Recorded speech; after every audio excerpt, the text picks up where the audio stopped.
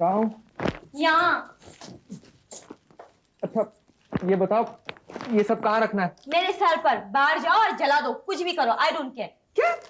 प्रिया, 4 घंटे शॉपिंग की हम लोगों ने और ये ऑलरेडी नापसंद हो गया तुम्हें? और नहीं तो क्या, मैंने तुमसे कहा था वो लेमन येलो और मजेंटा वाला ड्रेस मुझे दिला दो, मगर तुम, कितना अनयूजुअल कलर कॉम्बिनेशन था वो। तो प्रिया दुकान में बोलना चाहिए था ना। छी, तब मुझे वो अच्छा नहीं लगा था, मगर गाड़ी में बैठी तब मैंने सोचा कि ये पहनने के बाद मुझे बहुत सूट होगा, इसलिए तुमसे कहा था कि गाड़ी घुमा लो। 2 घंटे और ड्राइविंग करूं? नहीं, और ये ख्याल तुम्हें यहाँ आने के बाद आया, वहां दुकान में आता तो अलग बात है। और सुनो, ये सब सामान जल्दी अंदर रख दो वरना पापा। यो क्या? फिर से तलक शॉपिंग करके आया क्या? नहीं पापा, वो प्रिया को कुछ जरूरी चीजें चाहिए थी, हमने सिर्फ वही खरीदी। बेरोए मने बिना जो कुछ चाहिए वो दुकान में को नहीं मिला, वो बेरोए मने। पर माँ जो थने दियो हूँ उसका तो इस्तेमाल कर लिया कर कभी कभी। देखो, पापा भी यही कह रहे कि वो दुकान बेकार थी, सिर्फ एक ही ड्रेस अच्छा था वहां पर, लेमन येलो और मैजेंटा, जो तुमने मुझे नहीं दिलाया। खरीद के लाके देनी थी ना वो येलो वाली ड्रेस। मारुति वालों तो निकल ही चुका है, और क्या होगा। मैं तो इतना पैसा कभी जिंदगी में एक साथ खर्च करी क्यों? पापा, पैसे तो हमने भी खर्च नहीं किए, मैंने तो क्रेडिट कार्ड पे लिया। तो क्या बाद में वो वसूली के लिए बिल को नहीं भेजेगा? कभी नहीं, मैं तो हमेशा क्रेडिट कार्ड पे खरीदी करती थी, बिल किसी ने नहीं भेजा। प्रिया तुम एक काम करो, ये सामान उठाओ और अंदर ले जाओ जल्दी। हाँ ठीक है। हाँ, बाकी तुम लेकर आना। हाँ बावड़ा पर आ गया। अरे क्रेडिट कार्ड पर थोड़ा सा जहर मिले तो वो भी खरीद के रख ले। आज से को नहीं रोका ना तो बाद में देने काम आओगा उसे। क्रेडिट कार्ड थारे कने कटे सा है? कटे सा? मेरे पास कहाँ से आएगा पापा, वो तो उसी का क्रेडिट कार्ड था, हम उसी पे खरीदारी कर रहे थे। अच्छा। मदबल ईमानी भी पैसा चुका दिया है। चुकाने दे, जब तक बेटी अट्ठा है चुकाओगा। चुकाने दे, अपना बाप का के जावे।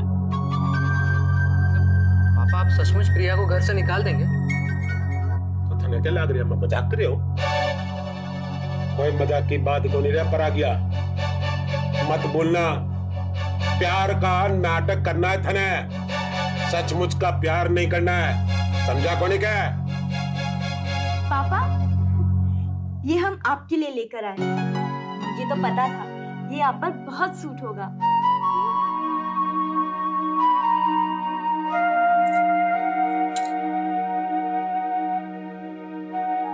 क्या बोलूं मथने? Thank you.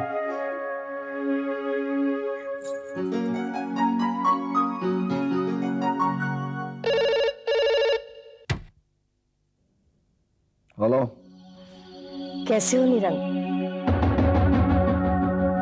कौन? वही जिसने कुछ दिन पहले तुम्हारी बीवी को फोन किया था। तुम्हारी बीवी ने बताया तो होगा। कुसुम, इज्जत से बात करो निरंग, तुम्हारे बाप की दुश्मन हूं मैं, तुम्हारे लिए डर की वजह हूं। जहां जहां भी जितेंद्र मौजूद है वहां वहां मेरी भी मौजूदगी होगी।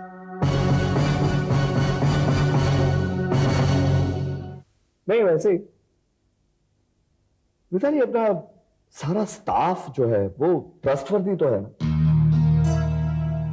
स्टाफ कभी भी ट्रस्टवर्दी नहीं होता, सिर्फ इग्नोरेंट। उन्हें सिर्फ उतना ही बताया जाता है जितना जरूरी है। लेकिन अचानक मुझसे ये सवाल क्यों? नहीं, ऐसे ही।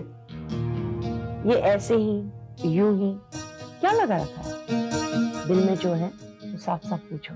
नहीं नहीं, ऐसा कुछ नहीं है। ये पैर नहीं चलता है ना तो दिमाग में सवालात चलते रहते हैं। तुम अपना काम करो। मिताली, तुम्हें और किसी का फोन आया था? तुम्हें किसका फोन आया था? कुसुम का? हाँ, पर तुम्हें भी फोन आया था क्या? नहीं, लेकिन आएगा।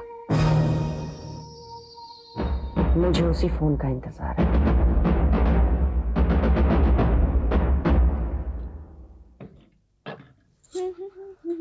मम्मी मैं बाहर जा रही हूँ। मेम साहब, रात को खाना क्या खाओगी? बताकर नहीं जाओगी? कुछ भी, आप जो भी बनाती हो मुझे अच्छा लगता है। अब शांता बहन से भी अच्छा खाना पकाती हो। अच्छा, तो अब तुम्हें इस घर की कोई चीज अच्छी लगी? आज सूरज किस दिशा में उगा है? तो आज घर से बाहर ही नहीं निकली पूरे दिन। मम्मी आपको पता है पापा कल एक मैगजीन पढ़ रहे थे, शेयर बाजार वाला। वो मैगजीन मुझे खरीदना है। आपको पता है वो मैगजीन का नाम क्या है? तो अब तुम्हें शेयर बाजार के मैगजीन पढ़ने का भी शौक चढ़ा है? आपको पता है इसमें कितने अच्छे आर्टिकल्स आते हैं, आपको भी पढ़ना चाहिए। पापा कल पढ़ रहे थे, इसमें फंक्शन के बारे में एक आर्टिकल्स था। अच्छा मम्मी आपको पता है वो काजोल फिल्म स्टार, उसकी एक तस्वीर छपी थी दिया जलाते हुए। कितनी अच्छी साड़ी पहनी थी, इट वाज रियली फैंटास्टिक। मुझे भी वैसी ही साड़ी बनवानी है। प्रिया, जब तुम साड़ी पहनती ही नहीं हो फिर क्यों अपने पापा के पैसे बर्बाद करती हो? अब पहनती नहीं हूँ तो क्या हुआ? अगर कभी पहनने का दिल करा तो पास में तो होगी। पता है मेरे पापा ने 4 साल पहले एक फार्म हाउस खरीद के रखा था, मगर कभी वहां गए नहीं। और आज पहली बार 4 साल में पहली बार वो वहां गए, वो भी खरीद के रखा था, इसीलिए वहां जा सके ना। आपके पापा को फार्म हाउस में जाकर रहना हो तो कहाँ जाएंगे? तेरी जबान इतनी लंबी हो गई है कि तुम मेरे बाप के बारे में बात कर रही है। मैं तो सिर्फ फार्म हाउस की बात कर रही थी। तेरे बाप के पास क्या है और मेरे बाप के पास क्या नहीं है वो मैं सब जानती हूँ। मेरे बाप के पास तो मिले, समझे कुछ? तेरा बाप वहाँ से कपड़ा खरीदता था और बाजार में जाके उसे बेचता था, और 6-6 महीने तक पैसा भी नहीं चुकाता था वो। मेरे ही घर में बैठकर 2 हाथ जोड़कर बातें करते हुए देखा है मैंने उसे। झूठ क्यों बोल रही हो आप? शादी से लेकर अब तक मैंने आपको आपके पापा के घर जाते हुए कभी नहीं देखा। अरे मैं सालों पुरानी बात कर रही हूँ बेवकूफ, जब मैं 8-10 साल की थी और तेरे बाप के पास 2 वक्त खाने के पैसे भी नहीं थे। वो मदर इंडिया बनी थी उस वक्त की बात कर रही हो आप? मेरे पापा तो कहते हैं कि हर किसी का दिन बदलता है। जिसके पास पैसा नहीं होता है उसके पास पैसा आ जाता है, और जिसके पास पैसा होता है उसके पास से पैसा चला जाता है। क्या आपके पापा के पास अब 2 वक्त की रोटी खाने के लिए पैसे हैं? जा, निकल यहाँ से, चला, जा। रितीश, ये जो एडवर्टाइजिंग एजेंसी तुमने तय की है उसके बारे में कोई जानकारी है तुम्हें? बिल्कुल है अंकल, अच्छे लोग हैं, अच्छा काम करते हैं, और उन्होंने जो प्लान्स मुझे दिखाए हैं सौ दिन अच्छे लगे मुझे। क्यों? बुरा मत मानना, ये हमारा नियम है कि किसी भी कंपनी के साथ काम करते हैं तो उसकी जानकारी हम प्राप्त करते हैं। इसी एडवर्टाइजिंग एजेंसी के बारे में नहीं बल्कि किसी भी कंपनी के साथ काम करते हैं तो उसकी तहकीकात कर लेते हैं। जानता हूँ।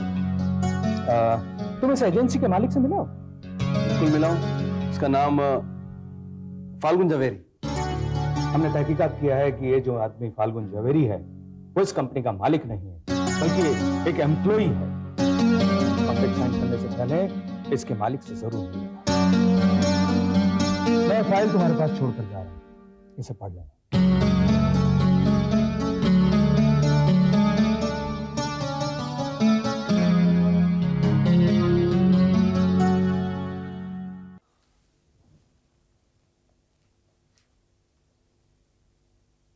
धन काजड़ियो बना लू मारे हिवड़े में बैठा लू, राजपल क्या मैं बंद करी राखूं जी, हो राजपल क्या मैं बंद करी राखूं जी।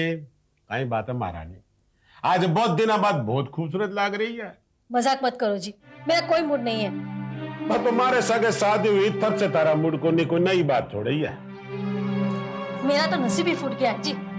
आधी जिंदगी मैंने आपकी सेवा की, अब जब सोचा कि बहू आएगी तो मुझे आराम मिलेगा, लेकिन नहीं जी, उल्टा मुझे ही उसकी सेवा करनी पड़ रही है। मारी सेवा थाने करनी पड़ी, इमा तो थारा बाप का दोष है। बस यदि दीवालों को नहीं निकाल तो आज हमारे घर नौकरा की फौज होती। लो बोलो, अब आपका घर चलाने की जिम्मेदारी मेरे बाप की थी।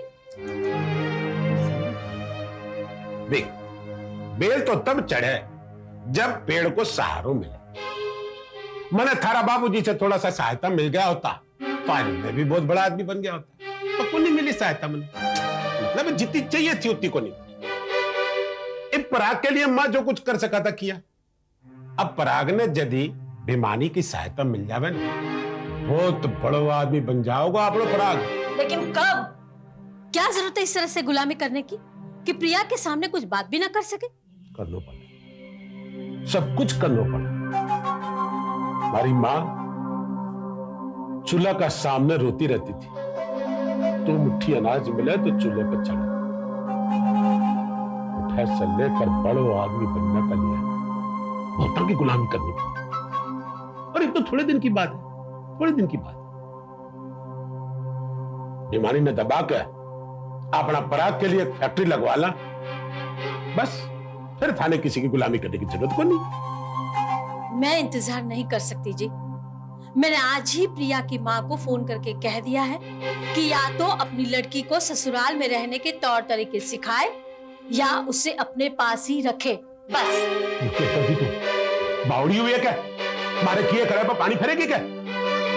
सुन, प्रिया का मन जब तक इस घर में को नहीं लग जाएगा तब तक अट्ठे ही रहेगी वो, समझी को नहीं क्या? तो मन लग जाएगा तो वापस लौटने के लिए छटपटावेगी, और छटपटावेगी तो बाप से पैसा लेकर आवेगी।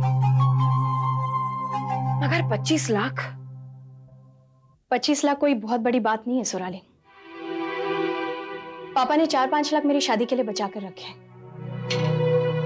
और फिर वो मकान भी है, उसे बेच दूंगी। फिर तुम्हारे पास क्या बचेगा? तुम पोस्ट ऑपरेशन खर्च की बात कर रही थी। मैं काम करूंगी, पैसे कमाऊंगी, और क्या। और प्रियम का खर्चा? तुम्हें क्या लगता है अमेरिका में पढ़ाई का खर्चा कम होता है क्या? मैं प्रियम से उसकी पढ़ाई छुड़वा दूंगी, कहूंगी इंडिया वापस आए, यहाँ पर काम ढूंढे। यही सारी बातें सोचकर अंकल जी ने अपना ट्रीटमेंट नहीं करवाया होगा, और तुम वही करने जा रही हो। तो क्या करूं? नहीं करवाऊं पापा का ऑपरेशन में? सुराली, पापा जिंदगी और मौत के बीच में लड़ रहे हैं। ऐसे मौके पर मैं पैसे गिनते बैठूं क्या? तो तुम फाल्गुन से पैसे क्यों नहीं मांगती? आज नहीं तो कल वो पैसे तुम्हारे ही तो होंगे। नहीं, फाल्गुन से नहीं। कई दिनों से मैंने उसके फोन का जवाब भी नहीं दिया है, और अब पैसों की जरूरत पड़ गई तो चली गई उसके पास मांगने। ठीक नहीं होगा। पागल मत बनो श्रेया, फाल्गुन तुम्हें रोज फोन कर रहा है, और अगर यही बात तुम्हारी शादी के बाद होती तो क्या तुम उसे तलाक दे देती? तुमने क्या उसे छोड़ देने का फैसला किया है? ऐसी बात नहीं है सुराली। तो फिर चलो मेरे साथ, मैं तुम्हें ले जाती हूँ।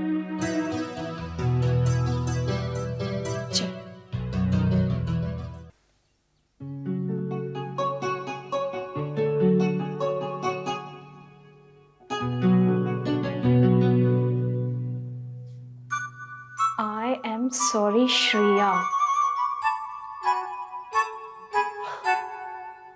I'm sorry, Shreya.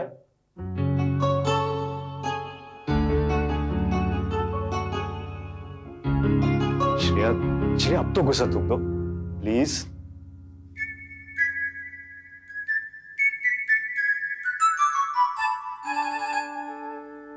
I'm sorry to Falgun. उस दिन इतनी छोटी सी बात को मैंने इतना बड़ा रूप दे दिया, लेकिन जब से पापा की बीमारी के बारे में पता चला ना। हाँ, मैं जानता हूँ श्रेया, आगे कुछ कहने की जरूरत नहीं है। तुम बैठो ना। श्रेया, जब से तुम ऑफिस नहीं आई हो ना, ऑफिस के सारे काम अधूरे पड़े हैं। कल से ऑफिस ज्वाइन कर लो, ओके? नहीं फाल्गुन, मैं इस वक्त कोई काम नहीं कर पाऊंगी। सबसे पहले मुझे पापा की लंग ट्रांसप्लांटेशन करना है। Lungs transplantation? मैंने इसके बारे में कभी सुना नहीं। मैंने भी नहीं, लेकिन ऐसा ऑपरेशन होता है फाल्गुन। अब पापा को बचाने का यही एक तरीका है। ठीक है श्रेया, तुम्हें जितने दिन नहीं आना मत आओ, ओके? मैं तुम्हारे लिए जगह खाली रखूंगा। थैंक्स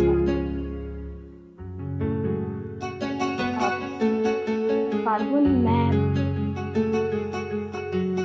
मैं चलती हूँ। मैं तुमसे बाद में मिलूंगी। पापा के दवाई का वक्त हो गया है ना। Okay, see you both later, bye. Take care of him. Bye. Well, thanks Surali. लेकिन सुराली तुम्हें शीला का बहुत ध्यान रखना पड़ेगा, बहुत ही डिस्टर्ब लग रही थी। फाल्गुन, तुम्हें पता है ऑपरेशन का कितना खर्च होगा? करीबन 25 लाख, शायद ज्यादा। तो श्रेया के पास इतने पैसे कहां से आएंगे? उसे अपना मकान बेचना होगा, प्रियम की पढ़ाई छुड़वानी होगी, और उसके बाद भी इतने पैसे जमा होंगे या नहीं, ये सवाल है। लेकिन उसने मुझे इसके बारे में कुछ नहीं कहा। फाल्गुन, तुम श्रेया को जानते हो, मैंने उसको इतना कहा आते वक्त कि वो तुमसे पैसे मांग ले, उधार ही सही, लेकिन मैं ये भी जानती थी कि वो तुमसे पैसे नहीं मांगेगी। फाल्गुन, अगर तुम श्रेया के बारे में सीरियस हो ना, तो तुम उसे सामने से पैसे दोगे। 25 लाख रुपए की शर्त रखी है उसने। बेवकूफ मत बनो फाल्गुन, वो तुमसे पैसे नहीं मांग रही है, और ना ही वो कभी मांगेगी। बिन मां के अपने घर की बड़ी बेटी है वो। जितनी आसानी से वो चीज दे सकती है ना, उतनी आसानी से वो मांग नहीं सकती। पैसों की बात तो मैं कर रही हूं तुमसे फाल्गुन, और ये शर्त नहीं, चुनौती है।